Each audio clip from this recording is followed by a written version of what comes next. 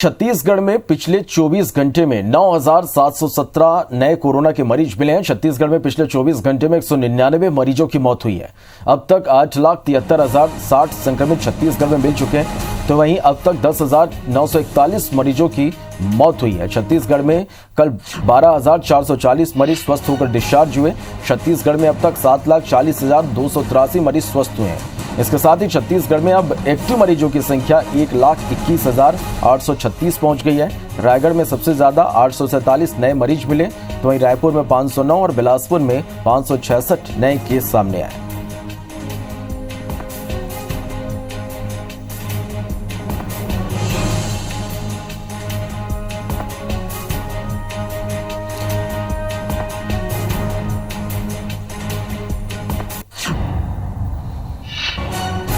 तो हालांकि छत्तीसगढ़ में लगातार कोरोना संक्रमितों की जो मिलने की संख्या है उसमें कमी आई है, लेकिन जो मौत के आंकड़े हैं उस पर अभी भी चिंता बनी हुई है। ठीक होने वालों का आंकड़ा भी तेजी से बढ़ रहा है। रायगढ़ में कल सबसे ज्यादा मामले सामने आए, 847 मरीज यहां मिले, तो रायपुर में 509 और बिलासपुर में 566 नए केस सामने आए हैं।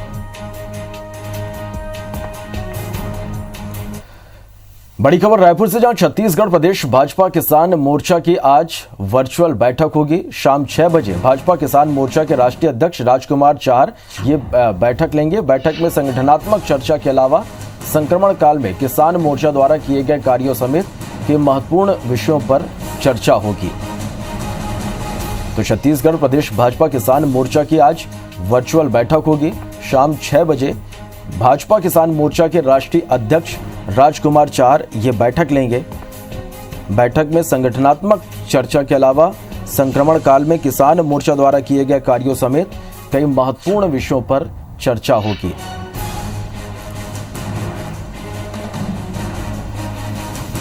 चलिए, और आज छत्तीसगढ़ में क्या कुछ खास रहने वाला है, सीधा रुख कर लेते हैं रायपुर का। प्रिया पांडे हमारे साथ लाइव जुड़ गए हैं। प्रिया, आज दिन भर की बात करें तो क्या कुछ खबरों में खास रहेगा?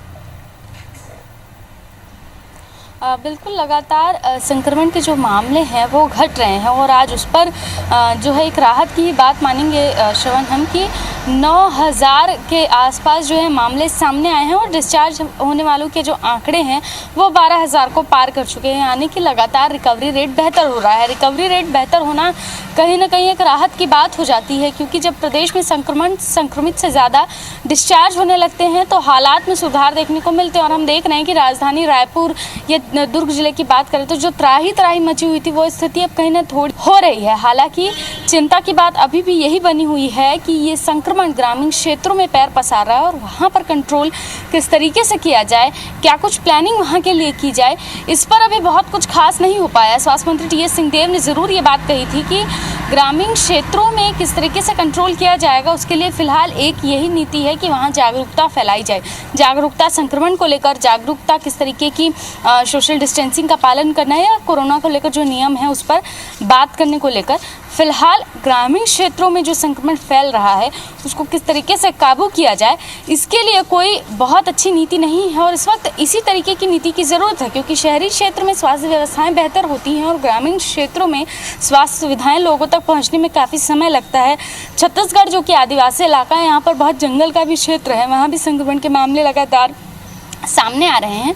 तो इन क्षेत्रों के लिए भी एक अलग तरीके की रणनीति की ज़रूरत है इस वक्त। और राहत की बात यह भी है कि मोर्टेलिटी रेट में भी इन दिनों हम कमी देख रहे हैं। कल 299 मामले सामने आए और इससे पहले 172 मामले, माफ़ कीजिएगा, बीते 24 घंटे में 199 मामले सामने आए और इससे पहले 172 जो है मामले थे। और ये आंकड़े लगातार कम हो रहे हैं क्योंकि मोर्टेलिटी रेट एकाएक बहुत ज़्यादा बढ़ने लगा था। हम देख रहे थे कि रोज़ाना जो मोर्टेलिटी रेट के आंकड़े सामने आ रहे थे वो 250 के पार थे।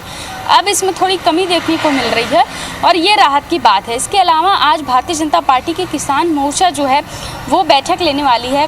भारतीय जनता पार्टी किसान मोर्चा के राष्ट्रीय अध्यक्ष राजकुमार चाहर जो हैं वो बैठक लेंगे। उस बैठक में संक्रमण के इस दौर में लॉकडाउन का समय रहा है, ऐसे में किसानों के लिए किस तरीके से काम किया जा सकता है, किसानों के लिए क्या रणनीति बनाई जाए और किसानों को किस तरीके से साधा जाए, इस तमाम विषयों पर चर्चा होगी। साथ ही संक्रमण की क्या स्थिति है प्रदेश में, इस पर भी वो चर्चा करेंगे। शाम 6 बजे से ये बैठक शुरू होगी। भारतीय जनता पार्टी के तमाम किसान नेता इसमें शामिल होंगे और संक्रमण, कोरोना, लॉकडाउन, इन तमाम चीज़ों से किसानों को किस तरीके से राहत दी जाए, किसानों के लिए क्या कुछ किया जा सकता है, इन तमाम विषयों पर जो है वो चर्चा करेंगे। तो ये तमाम खबरें हैं जिन पर दिन भर IBC 24 की नज़र रहने वाली है। चलिए, तो इन तमाम खबरों से जुड़ी हर एक अपडेट लगातार हम दर्शकों तक पहुंचाते रहेंगे। फिलहाल के लिए बहुत शुक्रिया प्रिया इस पूरी जानकारी के लिए।